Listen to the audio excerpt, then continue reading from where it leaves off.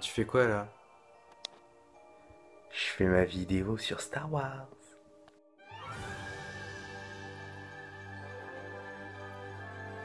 Bonjour, bonsoir à tous et bienvenue à cette nouvelle vidéo de la chaîne de l'ennui. Et aujourd'hui je vais vous parler d'un sujet, donc, comme vous l'avez vu sur les images précédemment, un sujet qui me tient à cœur qui est donc Star Wars. Star Wars qui est pour moi la meilleure série de films, la meilleure saga qui ait jamais existé. Et donc Star Wars est donc une saga produite par Lucasfilm.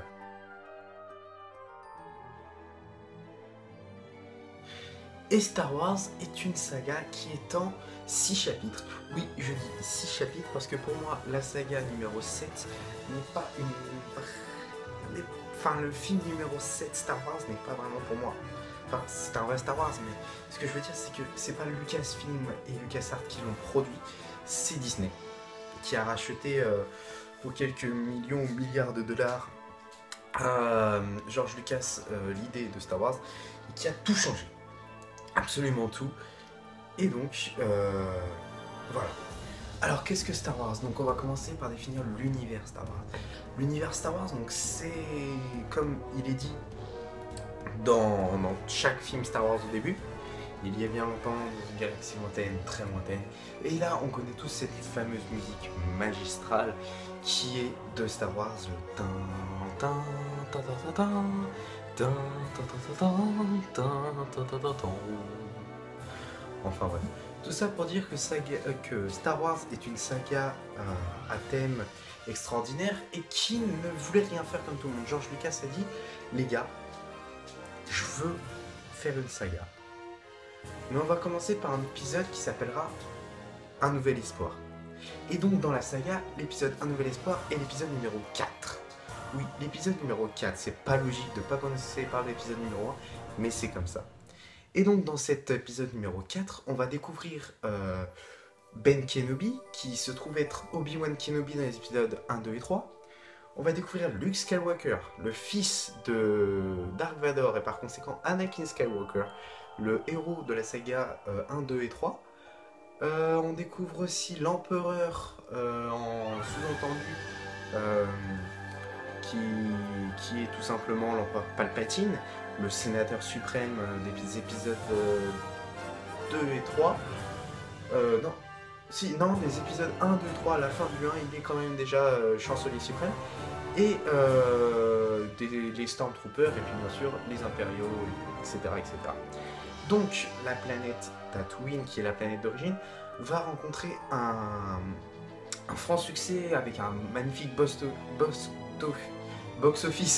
au cinéma, qui va faire beaucoup d'entrées, ce qui n'était pas prévu à la base. Et c'est pour ça que tous les internautes attendent l'épisode numéro 5, qui est à la base normalement l'épisode numéro 2, mais comme c'était remasterisé en épisode numéro 5, il s'agit de l'Empire contre-attaque. L'Empire contre-attaque, il faut savoir que Han Solo, la princesse Leia et Luke Skywalker, à eux trois, ont formé une alliance, l'alliance des rebelles, qui va combattre en fait l'empereur et Dark Vador. Sauf que Luke Skywalker, lui, n'est pas au courant que Dark Vador est son père. Non, pas tout de suite.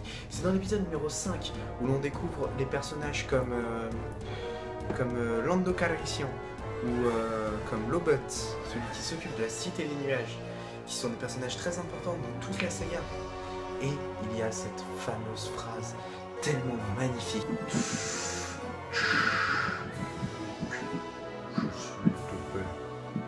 Cette phrase est tellement magistrale qu'elle va faire la phrase la plus connue de tous les cinémas, de tous les films de cinéma connus à ce jour. C'est la phrase que tout le monde connaît. Même, et par expérience je parle, des personnes qui ne connaissent pas Star Wars connaissent cette phrase. C'est la phrase la plus connue au monde. Lucasfilm enchaîne avec l'épisode numéro 6 qui s'appelle Le Retour du Jedi. C'est là que Luke Skywalker découvre, avec l'aide de Yoda, qui apparaît officiellement dans la saga, mais techniquement il est apparu dans les 1, 2, 3 que l'on verra plus tard.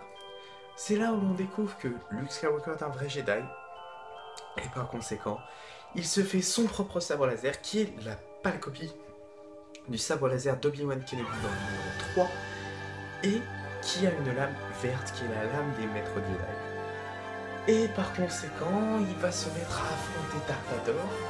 Et attention, je préviens, pour tous ceux qui ne veulent pas faire spoiler Star Wars, qui passe aux prochaines 30 secondes, je pense. Enfin bref. Donc à ce moment-là où il affronte Dark Vador, c'est un moment mythique du cinéma. Et c'est là où la bataille entre Dark Vador et Luke Skywalker va se faire. Et à la fin, Luke Skywalker battra son père. Et l'empereur Palpatine va pouvoir s'en aller. Sauf que Dark Vador va révéler son passé de gentil, en redevenant lui-même qui est donc Anakin Skywalker, le fameux Jedi qui était l'élu, et va combattre l'empereur. Après l'épisode 6 viendra l'épisode numéro 1, qui s'appelle La menace fantôme. Donc c'est dans cet épisode que apparaissent les Jedi, donc Qui-Gon Jinn, Obi-Wan Kenobi, Mace Windu, Yoda et plein d'autres. Et il apparaît un personnage clé numéro 1 qui s'appelle Dark Maul. Dark Maul est un personnage assez particulier puisqu'il s'agit d'un Sith qui possède un sabre laser très particulier puisqu'il s'agit d'un sabre laser avec un manche très long qui permet, quand on appuie sur les deux boutons, d'avoir une double lame qui sort. Double lame bien sûr qu'il peut utiliser dans le combat contre Qui-Gon Jinn et Obi-Wan Kenobi, où à ce moment-là, Dark Maul arrive à tuer Qui-Gon Jinn. Obi-Wan Kenobi a le sentiment de peine et de douleur qu'il ressent en lui, qui se transforme en rage et en colère, et il arrive à battre Dark Maul, à le tuer et à le découper en deux. Voilà pour l'épisode numéro 1. Ensuite, on va passer à l'épisode numéro 2. La guerre des clones, un de mes épisodes préférés. C'est là où on découvre le fameux Jedi Anakin Skywalker, qui est tout simplement un Jedi qui a été formé par Obi-Wan Kenobi sur la demande de Qui-Gon Jinn. Et c'est là où il va rencontrer Padmé. Padmé qu'il avait déjà rencontré dans l'épisode numéro 1, dont il était tombé amoureux, mais il n'a jamais osé lui avouer ses sentiments. Et c'est dans l'épisode numéro 2 que Anakin trouve enfin les couilles de pouvoir lui avouer ses sentiments. Et donc, il se passe beaucoup de choses dans cet épisode numéro 2, notamment le combat final entre le Count Dooku, qui a un sabre particulier aussi, puisqu'il s'agit d'un Sith, c'est le Count Dooku, qui possède un sabre comme ceci, pour le contrôler comme cela, et avec une lame rouge bien entendu, vu que c'est la lame des Sith, Anakin et Obi-Wan. Alors, Obi-Wan se fait couper sur le bras et sur la jambe, ce qui l'empêche de bouger, puisque c'est un sabre laser, ça fait techniquement un peu mal. Anakin, lui, va réussir à sauver son maître de la mort en combattant le Count Dooku à lui tout seul. Mais malheureusement, le Count Dooku est bien trop fort pour Anakin, et Anakin se fait trancher le bras gauche, et belle trace sur la gueule. Après ça, donc Yoda arrive. Le combat final entre Yoda et le Count Dooku est mythique, il est magnifique. Franchement, c'est un combat à voir. Si vous ne l'avez pas vu, je vous invite à aller le regarder. Donc, à regarder l'épisode 2 de Star Wars. Et bien sûr, le Count Dooku arrive à s'enfuir avec ses stratagèmes de Sith perfides en envoyant une espèce de colonne sur le corps d'Anakin et Obi-Wan qui étaient là. Et bien sûr, Yoda, lui qui est un Jedi, range son sabre laser, quitte à perdre la vie, il jette sa canne et soulève avec l'aide de la force le pilote. Épisode numéro 3 maintenant, la revanche des Sith. La revanche des Sith. C'est l'épisode qui donne le plus de tournants en fait à l'histoire de Star Wars, puisque cet épisode, on voit Anakin Skywalker qui devient en fait Dark Vador sous l'emprise bien sûr de l'empereur Palpatine.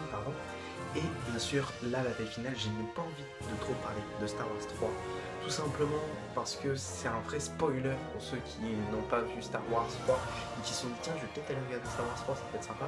J'ai vraiment pas envie de le spoiler, juste la bataille finale entre Anakin et Obi-Wan Kenobi qui est magistrale.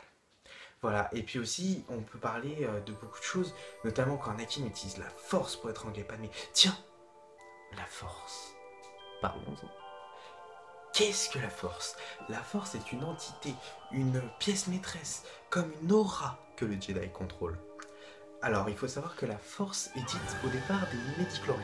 Les médichloriens sont des petits animaux qui agissent et qui forment la vie. Et c'est grâce à eux d'ailleurs que nous, par exemple, serions, selon Star Wars et le Jédisme, qui est une religion sur Star Wars, mais ça j'ai pas trop envie d'en parler, qui serions à l'origine de la vie. Il faut savoir que d'après la force, il s'agirait d'une aura qui est tout autour, par exemple, de ma main, et tout autour de mon corps, qui me contrôle et qui dit à mon cerveau quoi faire.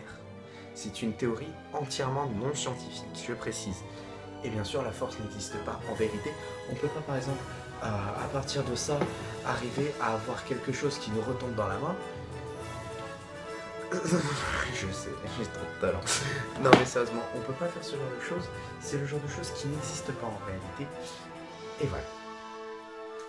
Et voilà, c'est déjà la fin de ma vidéo. Donc comme d'hab, je vous invite à laisser un pouce bleu si la vidéo vous a plu. À vous abonner à ma chaîne, qui est la chaîne de l'ennui. Très important car cela me plaît beaucoup. À me suivre sur Facebook, c'est nouveau depuis quelques, je crois 2 vidéos déjà. Bien sûr, je mets le lien dans la description comme les 2 dernières vidéos. Je vous invite à dire ce que vous voulez dire dans les commentaires. Et je vais finir sur une petite parenthèse, car aujourd'hui nous sommes le 23 mars, au jour où je fais ma vidéo.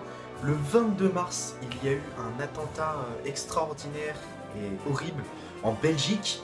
Donc pour tous ceux qui ont voulu soutenir la Belgique, je vous invite à vous tailler un drapeau de la Belgique avec un drapeau de la France qui les soutient. Voilà, c'est ce que moi personnellement j'ai fait. J'ai tagué le drapeau de la Belgique sur mes 2 chaussures. Tout ça pour dire à ces enfoirés de terroristes que nous les Français on soutient la Belgique et que tous les Belges, oui j'ai tagué le drapeau belge sur mes chaussures. Tout ça pour dire que je porte les morts de tous les Belges sur moi et que même si avec toutes les morts des Belges, on est tous tombés, on s'est tous relevés et on regarde droit dans les yeux ces enfoirés de terroristes en leur disant « Allez vous faire enculer, bande de bâtards, parce que nous on est là et on soutient les Belges !» A plus.